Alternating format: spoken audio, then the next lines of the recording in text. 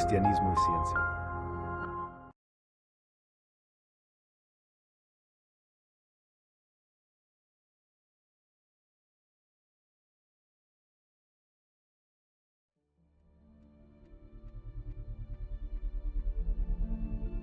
Dinosaurios. La palabra significa literalmente lagarto terrible. Han fascinado las mentes de niños y adultos por igual desde el descubrimiento de sus huesos fosilizados a mediados del siglo XIX. Miles de programas de televisión, películas, libros, revistas y programas de radio les han sido dedicados, así como al tiempo en que vagaban por la Tierra. Pero ¿cuándo fue ese tiempo? A partir de Charles Lyell, a finales de 1700, surgió la idea de que las capas de roca y sedimento que vemos en todo el mundo tardaron millones de años en formarse. Esto llevó finalmente a la teoría de que los dinosaurios vivieron hace 65 millones de años y que, en alguna extraña catástrofe, fueron borrados de la faz de la Tierra, sin que el hombre los llegara a ver jamás. Hoy en día, la idea de que los dinosaurios y el hombre estuvieron separados por 65 millones de años es aceptada como un hecho, sin muchas preguntas, por la mayoría de las personas. Pero ¿es cierto que el hombre nunca ha visto un dinosaurio vivo? ¿Qué dice el registro fósil? ¿Nos da el registro fósil evidencia de que el hombre y los dinosaurios vivieron al mismo tiempo? Y si existiera tal evidencia, ¿qué se haría con ella? ¿Cómo respondería la academia actual? Acompáñanos ahora en esta aventura, excavando el pasado, explorando el presente y descubriendo la verdad sobre los dinosaurios, el hombre y sus huellas en piedra. Ubicado entre las colinas onduladas del norte-centro de Texas, se encuentra un pequeño pueblo llamado Glen Rose. Este pequeño pueblo, con una población de alrededor de 2.300 personas, ha sido una atracción turística desde mediados del siglo XX. La atracción que ha atraído a cientos de miles de personas a este diminuto pueblo gira en torno al descubrimiento de huellas fosilizadas de dinosaurios a lo largo de las orillas del río Paluxy. Sin embargo, estas huellas de dinosaurios no son las únicas huellas que se han descubierto allí. En 1908, una enorme inundación repentina arrasó el río Paluxy, haciendo que enormes rocas del tamaño de un Volkswagen fueran arrastradas corriente abajo. La inundación hizo que el nivel del río subiera 27 pies, aproximadamente 8 metros, y la erosión resultante de la crecida expuso nuevas capas de roca en el lecho y las orillas del río. Cuando esto se desborda con una inundación repentina, arrasa con todo por aquí. Antes de que lo represaran, este era el único río sin represa en Texas. Y por cada milla descendía 7 pies, unos 2 metros. Así que en 1908, cuando esa inundación repentina pasó por aquí y arrancó todas estas capas. En 1908, nadie había visto nunca una huella de dinosaurio, hasta que Ernest Adams y su hermano George Adams fueron acreditados con el descubrimiento de las primeras huellas de terópodo. Robert Somers creció en Glen Rose y fue un amigo cercano de Bull Adams, como lo apodaban. Bueno, tuve el privilegio de vivir justo al lado de un hombre al que llamábamos Bull Adams, Ernest Talbert Adams. Estaba a solo unos 100 pasos de mi casa, y era un tipo muy interesante que amaba hablar sobre indios, dinosaurios y básicamente todo lo que a un niño le gusta escuchar, y era bastante experto en la mayoría de esos temas. Entonces, ¿cuál sería tu relación con él y las huellas? Bueno, probablemente no hay ninguna relación entre él y yo con respecto a las huellas, excepto por el hecho de que él fue el primero que yo sepa que sabía lo que eran.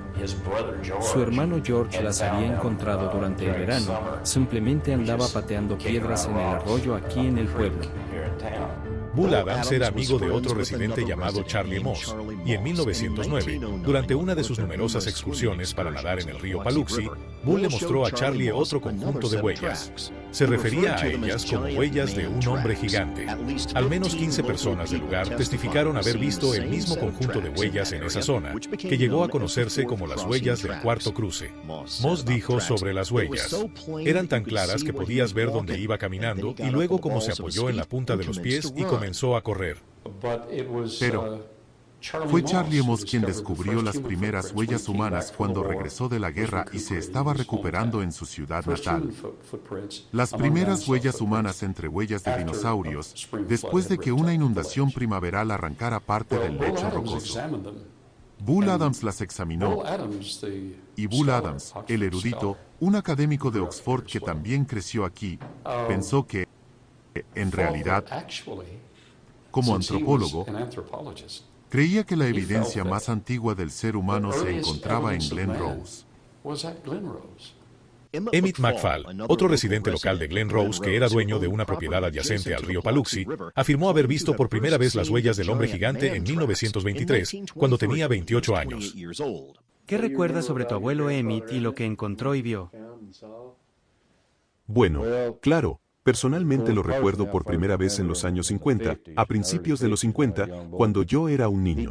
Pero él compró este lugar en 1929, apenas 1 o 2 años después de haberlo comprado, hubo una gran inundación y descubrió algunas de las huellas que hoy en día todavía son visibles. Por Emmett McFall, cuando íbamos a su casa, era la casa más inusual. Supongo que aún está por allí. Y él tenía algunas de las huellas alrededor de un árbol. También, él fue quien junto con Cecil Darden me dijo dónde estaban, y desde entonces yo hago excursiones todos los años. Cuando la bolsa de valores colapsó en 1929, llegó la Gran Depresión y muchas personas hicieron prácticamente cualquier cosa que pudieran imaginar para ganar dinero. Varios residentes locales, como Jim Riles y su esposa, tomaron como ocupación secundaria el extraer huellas de dinosaurio del lecho del río con cincel y venderlas a los turistas. Durante los años 30, él tenía un hombre que trabajaba para él y que vivía en el lugar, llamado Jim Riles. Y Jim excavaba lo que llamamos huellas humanas y huellas de dinosaurio, y las vendían a diferentes personas. Para los residentes de Glen Rose, Texas, la idea de que el hombre y los dinosaurios vivieran juntos no era tan extraña. Antes de la década de 1930, la teoría de la evolución no se había difundido ampliamente en el sistema de educación pública. Como resultado, los residentes en Glen Rose y sus alrededores no veían nada fuera de lo común en esas huellas humanas gigantes en piedra. Lo asombroso de todo esto es que en ese momento no me parecía asombroso. Estábamos mirando esas huellas y caminé hacia un lado y dije, bueno, entonces estuve jugando con los niños aquí abajo porque aquí hay unas huellas de un niño o un hombre justo al lado de las otras. Pero no le di mayor importancia, hasta mucho después, cuando descubrí el significado de encontrar huellas humanas junto a las de dinosaurios. No me parecía un problema, hasta que empecé a aprender algunas de las cosas que enseñaban en la escuela, que el ser humano apareció mucho tiempo después de los dinosaurios, supuestamente. Una huella humana muy clara y prístina fue extraída por Riles y luego vendida al Dr. Cook en Cleburne, Texas. Bueno, supongo que eso fue en los años 30, o podría haber sido en los 40. Él extrajo una muy buena huella, que vendió a... Era un doctor, un médico en Cleburne, en el condado de Johnson, y era perfecta. Yo nunca vi la huella original, pero mi papá y mi abuelo sí, y he visto fotos de ella. Pero tenía 5 dedos perfectos, el arco, la planta del pie, el talón, así, tal como lo tenemos hoy si pisáramos en barro y luego el barro se endureciera. Quiero decir, era perfecta. Miles de personas afirmaron haber visto esta huella, que estaba exhibida en la pared de la clínica médica Cook. Desafortunadamente, tras la muerte del Dr. Cook, su hijo cree que la huella fue robada y que hasta el día de hoy sigue desaparecida. A finales de la década de 1930, el buscador de fósiles Roland T. Baird llegó a Glen Rose en busca de fósiles y huellas de dinosaurios. Su interés inicial en Glen Rose fue despertado por un conjunto de huellas humanas fosilizadas que vio exhibidas en un pequeño puesto comercial en Arizona. Baird fue citado diciendo lo siguiente en la revista Natural History. Sí, aparentemente son lo suficientemente reales, tan reales como podría ser la roca, las cosas más extrañas de su tipo que he visto jamás. En la superficie de cada una se mostraba la semejanza casi exacta de un pie humano, perfecta en cada detalle, pero cada huella medía 15 pulgadas de largo. Roland T. Baird grabó su nombre en la historia de la paleontología al venir a Glen Rose y dirigir la excavación de una serie de huellas de dinosaurio en la cuenca del río Paluxy, cerca del área que ahora es el parque estatal. El artículo de la revista Natural History de mayo de 1939 fue la primera y última vez que Baird mencionó las huellas humanas en sus escritos sobre las huellas fósiles del Paluxy. Poco tiempo después, un geólogo llamado Clifford L. Burdick se inspiró en el artículo y decidió investigar las huellas de Glen Rose. Burdick comenzó su búsqueda con la huella humana que vio en el artículo, tomada del escaparate de una tienda en 1945, y logró localizarlas en un pequeño museo en Arizona. Más tarde, en 1950, publicó un breve artículo titulado Cuando los gigantes vagaban por la Tierra, sus huellas fósiles aún visibles en la revista adventista Signs of the Times. Burdick continuó investigando y documentando las huellas a lo largo de su vida, y se encontraron y extrajeron múltiples huellas, tanto de dinosaurios como humanas, del lecho del río. La razón principal por la que fueron extraídas fue porque, al quedar expuestas al clima, sufrían una seria erosión debido al ácido carbónico que se acumulaba sobre ellas. Se preservarían mejor si eran extraídas. Verás, entran en juego factores de erosión que desgastan con el tiempo debido al flujo del río, y cuando el río se seca, el ácido carbónico en realidad corroe la roca. Esto es lo que sucede cuando con el paso de los años. El agua de lluvia aporta ácido carbónico, simplemente destruye, desmorona esta roca y realmente erosiona estas huellas y las consume bastante rápido. La leyenda de las huellas del hombre gigante siguió fortaleciéndose cuando, en 1964, el Dr. Billy Caldwell, un geólogo de Fort Worth, Texas, recibió una revelación sorprendente. Me metí en el negocio de la piedra y empecé a manejar piedras de construcción para edificios que traíamos. Como geólogo, podía traerlas de todo Estados Unidos. Y un día, en 1964 o 65, uno de mis proveedores de piedra de Glen Rose, su nombre era Bill Osborne, llegó con una camioneta y en la parte trasera me dijo: quiero mostrarte algo. En la parte de atrás de la camioneta había un pedazo de piedra caliza de Glen Rose. Todavía podía ver los fósiles en ella. Medía como 1,20 m por 1,20 m y tenía una huella humana perfecta. Vi que no había un desgaste diferencial a lo largo, ni dentro ni fuera de la huella. Era el mismo desgaste en toda la superficie. No había indicios de que fuera tallada. Era una huella perfecta. Le pregunté a Bill: ¿de dónde sacaste eso? Y me dijo: del medio del río Paluxy. Ha estado un poco lento, así que fuimos allá con un cincel frío y pasamos una semana cincelando esto. Tenía de 10 a 15 centímetros de grosor, así que pesaba cientos de kilos. Y luego me dijo un día: bueno, yo le dije que era una cosa realmente milagrosa. Y le pregunté un día qué iba a hacer con ella. Y me dijo: me han ofrecido, creo, $800, un hombre en Houston. Entonces le dije: bueno, me encantaría tener una copia de eso si vas a venderla. Así que me hizo un molde de concreto. Y ese molde original está aquí en el museo. El de concreto es bastante pesado. La huella real que Bill Osborne vendió fue vista por última vez en la Feria Mundial de Nueva York de 1965. Nunca se ha vuelto a ver desde entonces. Posiblemente, al igual que la huella de la clínica médica Cook y otros artefactos que contradicen el sistema de creencias evolutivo, fue retirada y escondida, o posiblemente destruida. La última escena de En busca del arca perdida, donde está el área de almacenamiento donde han escondido el arca. Esa imagen. Contenemos buenos hombres trabajando en ello. Sabes, está oculta. Creo que es una representación bastante real. Creo que esconden más cosas de las que muestran. Y nos hemos topado con eso varias veces. A finales de la década de 1960, el reverendo Stanley Taylor, de Peoria, Illinois, escuchó sobre las huellas humanas a través de los escritos de Clifford Burdick y fue a Glen Rose para investigarlo por sí mismo. Realizó numerosas entrevistas con ancianos del lugar, filmó con una cámara de 16 milímetros e incluso amplió los senderos existentes de huellas humanas al excavar el sedimento que cubría la orilla del río. Se encontraron nuevas huellas humanas y de dinosaurios en la misma capa de roca, una junto a la otra, y uno de los senderos fue nombrado como el Sendero Taylor en honor a su descubridor. Se realizó una película llamada Footprints in Stone utilizando una cámara de 16 milímetros y fue estrenada en 1972. Esta película mostraba a numerosas personas colocando sus pies sobre las huellas, encajando casi a la perfección. Durante al menos una década, esta película fue mostrada a numerosos grupos escolares e iglesias en todo el país. Yo me familiaricé con las huellas aquí en 1972. La película Footprints in Stone acababa de hacerse. De hecho, aún no estaba completamente editada ni ensamblada, pero se mostraba en su forma cruda. Así que me emocioné mucho con eso y quise verlas por mí mismo. Había un par de adolescentes que eran escépticos. Sus padres asistían a la iglesia donde yo predicaba. Logré que me acompañaran en este viaje. Rentamos una casa rodante. Yo pude ver las huellas, y ellos caminaron sobre ellas. Metieron sus pies en ellas y sintieron que encajaban.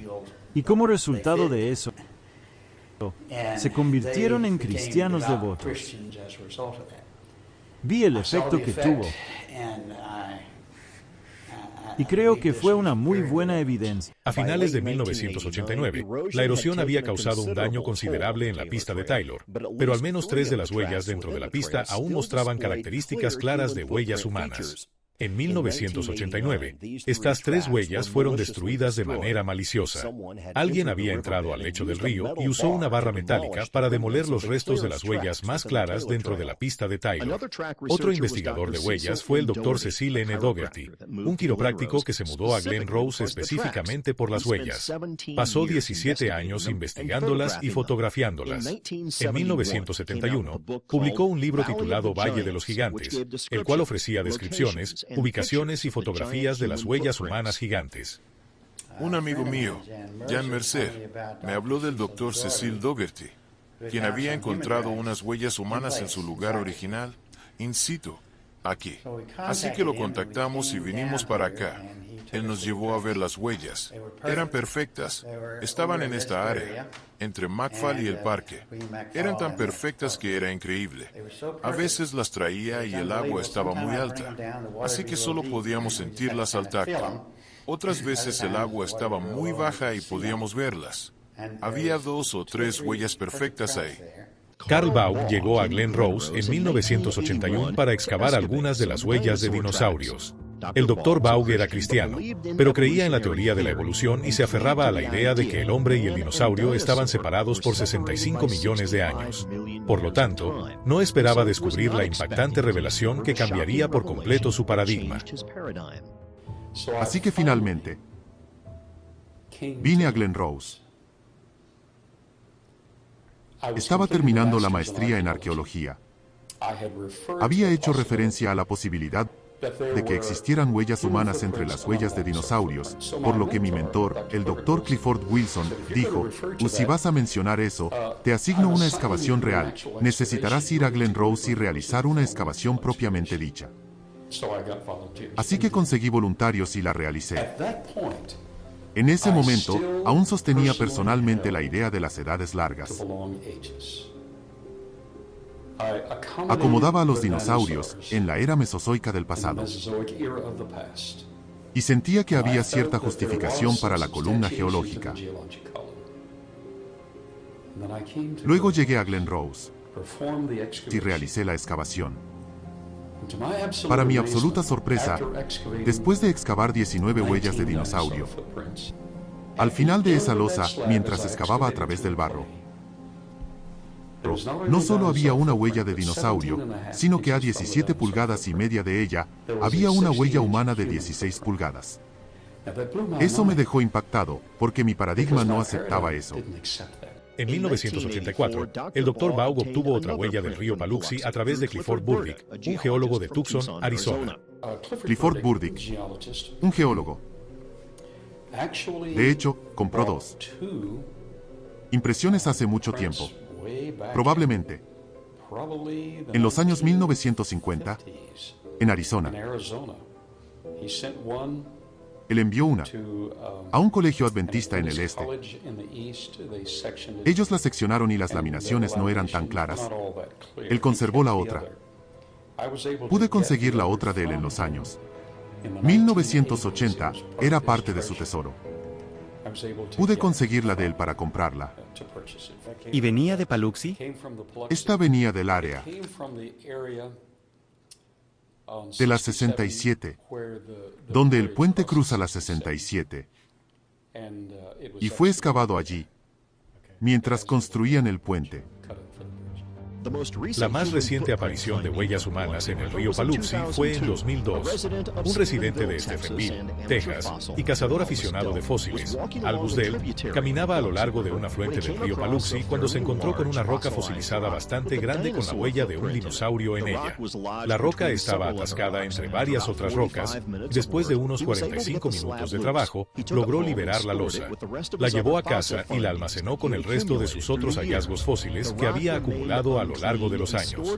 La roca permaneció sin limpiar y almacenada en su colección hasta 2008, cuando decidió vender algunos de sus fósiles en preparación para vender la roca fósil. Tomó un cepillo suave y comenzó a limpiar el polvo y la suciedad de la losa, cuando reveló un asombroso descubrimiento. Dentro de la punta de la huella del dinosaurio estaba el contorno y la forma de un pie humano. La roca mostraba claramente los 5 dedos, el empeine y el talón, parcialmente penetrados por un dinosaurio tipo terópodo de 3 dedos. Aquí tenemos una huella humana de 11,5 pulgadas de largo, la misma longitud que la huella de O.W. Willett. Esto fue descubierto por Alves de Elk. La huella humana, pisando primero. Pisando sobre e incluyendo en la huella humana está la huella de un dinosaurio Acrocanthosaurus. Observe que algo de barro fue consolidado en la huella humana y el dinosaurio realmente lo empujó hacia dentro de la huella humana mientras avanzaba. Se ha aplicado tecnología de escaneo por CAT espiral en 2 laboratorios certificados, y se ha encontrado que debajo de la huella humana, alrededor de ella y alrededor de la huella del dinosaurio, tenemos la misma densidad de compresión, por lo que es genuina. Otra huella significativa que el Dr. Baugh obtuvo en 2010 fue la huella de O.W. Willett, que fue esculpida de una cornisa de piedra caliza a lo largo de las orillas del río Paluxy en los años 1950, en un lugar a lo largo del río donde actualmente se encuentra el Dinosaur Valley State Park. La familia de Willett fue propietaria de la huella durante 60 años y finalmente decidió venderla al museo del Dr. Baugh. Guardabosques jubilados han dicho a la gente que solían rociar pintura amarilla alrededor de las huellas humanas y la señalaban al público cuando venían a visitar, pero después de que la evolución se hiciera popular en los años 1970, se vieron obligados a decir al público que no había huellas humanas en el parque. Cuando investigamos el Dinosaur Valley State Park, el intérprete del parque nos dijo que no había huellas humanas en el parque. ¿Me vas a preguntar sobre las huellas humanas? Si tú no quieres que lo hagamos. No quiero hablar sobre huellas humanas. Eso suena gracioso. No lo haremos entonces. No te haremos esta pregunta. Ok, porque no hay en el parque. El Dinosaur Valley State Park iba a tener una gran inauguración ese fin de semana e iba a haber, ya sabes, huellas de dinosaurios, y ya sabes, ese tipo de cosas. Así que decidimos ir a verlo. Fuimos allí, había señales que apuntaban a las diferentes huellas, las huellas de dinosaurios y las huellas humanas, y las huellas de dinosaurios en las señales. Las señales eran amarillas con letras negras y decían los nombres de los dinosaurios que hicieron esas huellas. En las huellas humanas, en las grandes, había una señal que apuntaba a una de las grandes y decía: huellas de hombre de las cavernas. Así que me agaché, porque eso realmente llamó mi atención. Empecé a poner mi mano y a sentir esa huella humana, la grande. Eso llamó mi atención. Así pasó el tiempo. Unos años después, un día estaba leyendo en Génesis y leí, creo que es en el capítulo 6 de Génesis, donde la Biblia dice que justo antes del diluvio había gigantes en la tierra. Y justo cuando leí eso, fue como una diapositiva, como una imagen en mi cabeza. Recordé esa huella que había visto unos 12 años antes, en el Dinosaur Valley State Park. Y le dije a mi esposa, me levanté y le dije a mi esposa, oye, aquí dice que solía haber gigantes en la tierra. Tenemos que ir en el auto. Tenemos que ir. ¿Tengo que mostrarte esto? Así que fuimos directamente al parque estatal. Habían pasado 12 años. Desde la vez que estuve allí con mis amigos, fuimos, mi esposa y yo, fuimos allá y buscamos y buscamos y buscamos. No pudimos encontrar ninguna huella humana por ningún lado. Así que volvimos a la oficina, ya sabes, al área donde estaban los guardabosques y toda la gente que trabaja en el parque, sentados detrás de sus escritorios y todo eso. Me acerqué al mostrador y dije, ¿qué pasó con esas huellas del hombre de las cavernas que solían tener aquí? Y todos me miraron y no dijeron nada. Dije, ¿qué pasó con las huellas humanas y las huellas del hombre de las cavernas que tenían aquí? Y alguien respondió y dijo, Nunca hemos tenido nada así aquí. Dije, oh sí que lo tuvieron, en 1972. Yo las vi y mi amigo las vio. No, nunca hemos tenido nada así. Así que me fui, y estábamos en el estacionamiento. Pero había un anciano que estaba adentro y no lo había notado. Pero me siguió afuera y me detuvo en el estacionamiento. Y me dijo, disculpe, señor. Le dije, sí. Dijo, escuché lo que usted estaba diciendo adentro. Escuché lo que le preguntaba a esa gente. Y señaló hacia el área boscosa, como tipo italiana y con árboles.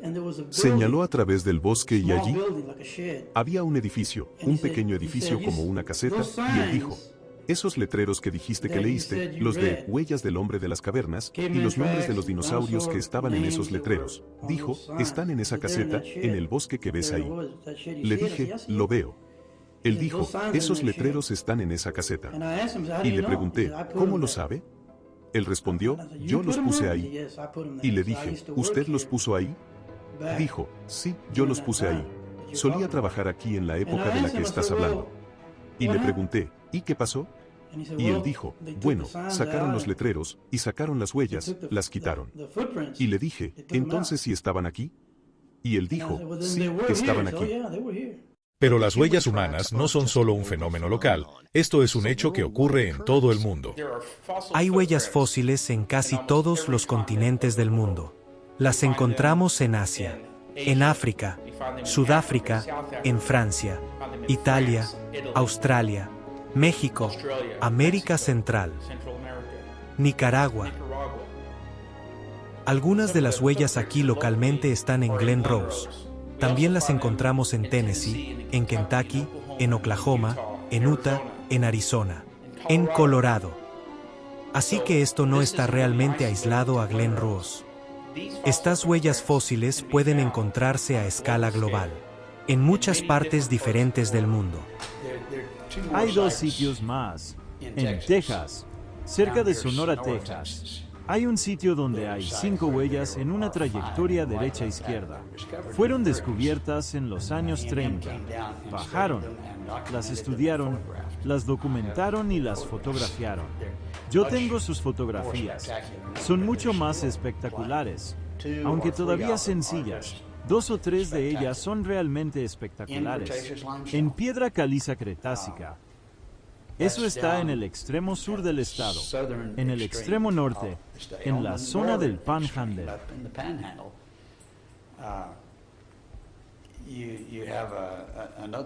Hay otra huella, que estaba expuesta en el Palacio de Justicia, en Stinnett, Texas, y estuvo allí en exhibición durante años. Causó tanta controversia que el hombre que la poseía, en realidad la retiró y ahora está en su casa. Pero originalmente había 9 huellas, y en 1952 salieron en el periódico. Tenemos los artículos del periódico sobre esas 9 huellas. Bueno, una de ellas ha sobrevivido, y hemos aprendido la ubicación de al menos otra más. Otra huella asombrosa que fue encontrada en Nuevo México puede verse aquí. Teníamos un permiso de minería en ese momento, un permiso para estar allí y un permiso para excavar. Pero hay que pasar por unas 5 rancherías diferentes para llegar al lugar. Y el hombre que era dueño del rancho adyacente a la propiedad, esto era terreno del BLM, Oficina de Administración de Tierras, no era suyo, pero él pensaba que lo era. Y nosotros teníamos los papeles, el permiso, él tenía una escopeta. Y la escopeta siempre gana sobre el papel. Tuvimos que irnos, pero logramos documentarlo bien con moldes y fotografías estereoscópicas. No conseguimos la huella. En 1968, el coleccionista aficionado de fósiles William J. Meister descubrió el fósil de una huella humana. Cuando Meister encontró la huella por primera vez, la llevó a un geólogo para que la examinara. El geólogo le ofreció $250,000 por la huella. Meister preguntó, ¿qué vas a hacer con ella si te la vendo? El geólogo respondió, voy a destruirla. Destruye todo el trabajo de mi vida como geólogo. Dicen que una imagen vale más que 1000 palabras, y esa afirmación nunca ha sido más aplicable que en la controversia sobre las huellas humanas. El Dr. Patton, en su vida de expediciones, ha experimentado numerosos intentos de bloquear, retrasar y obstaculizar el descubrimiento de la verdad sobre la convivencia del hombre y el dinosaurio. Cuando estás cuestionando tanto su ciencia como su religión, la religión naturalista realmente provoca su ira, y la agresividad es más de lo que uno podría imaginar.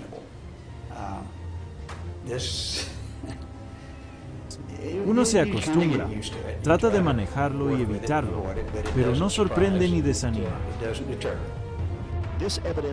Esta evidencia de huellas fósiles en piedra refuta la idea de que el hombre y los dinosaurios estuvieron separados por 65 millones de años y respalda el modelo bíblico de la creación. La evolución es una teoría en bancarrota. Sin embargo, sus defensores, que incluyen a la academia humanista y a los medios establecidos, están dispuestos a defenderla hasta el final. Durante los últimos 200 años, la batalla por eliminar a Dios del corazón y la mente de los hombres ha continuado, y muchos proponentes de la evolución han utilizado esta teoría como un intento de socavar la autoridad de la palabra de Dios.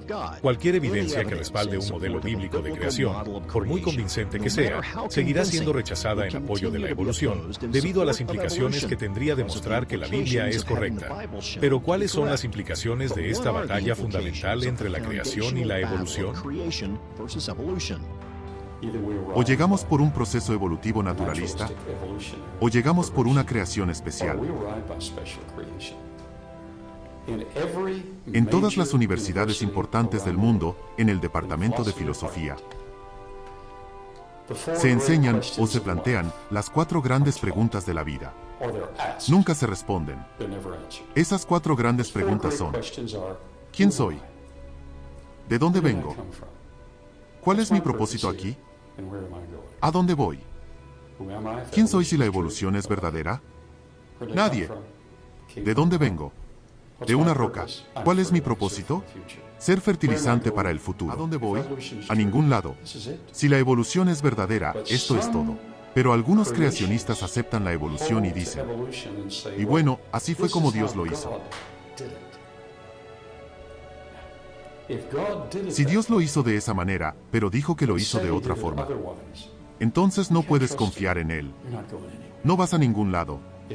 Si la evolución es cierta, incluso algunos evolucionistas prominentes lo han admitido riéndose. O algunos de ustedes, cristianos, aceptan la evolución.